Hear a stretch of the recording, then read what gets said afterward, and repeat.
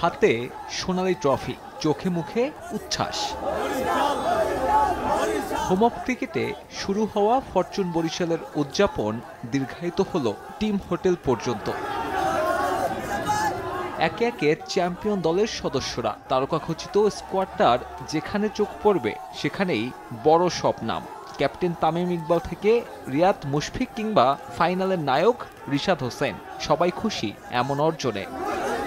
Camera lens আর flashlight এড়িয়ে বরিশালের ক্রিকেটাররা দ্রুতই চলে যায় নিজ নিজ হোটেল রুমে। ম্যাচের ক্লান্তি একটা কারণ, দলগত উদযাপনেও নানান কর্মসূচি, টানা দ্বিতীয়বার শিরোপা জেতা এই ফ্র্যাঞ্চাইজির। ফরচুন বরিশালের উদযাপন যেন কষ্ট বাড়িয়েছে চিটাগং কিংসের। একই হোটেল, ভিন্ন প্রেক্ষাপট।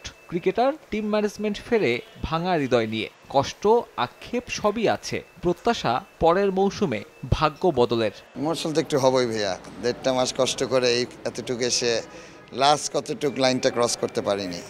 ইনশাআল্লাহ অবশ্যই আগামীবার করব। ম্যাচটা একসময় আমাদের হাত থেকে চলেই গিয়েছিল, তারপরে আমরা খুব ভালো কামব্যাক করেছিলাম। বাট দিন শেষে যেটা বললাম যে রেজাল্ট যেটা হয়েছে সেটা আমাদের মেনে নিতে হবে। খেলার মধ্যে হাত জিত আছেই, সো হেরে গেছি। আর বরিশাল অনেক ভালো ক্রিকেট খেলছে। দল না পারলেও নিজের সর্বোচ্চটা দিয়েছেন পারভেজ হোসেন ইমন।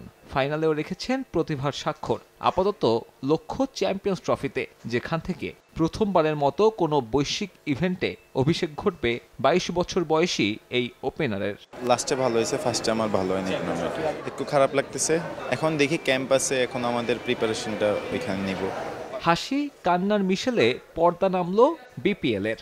নানান বিতর্ক ছিল, তবে ফাইনালের হাড্ডাহাড্ডি লড়াই সেসব বিতর্ক যেন একটু হলেও কমালো। সাব্বির মিথুন, সময় সংবাদ, ঢাকা।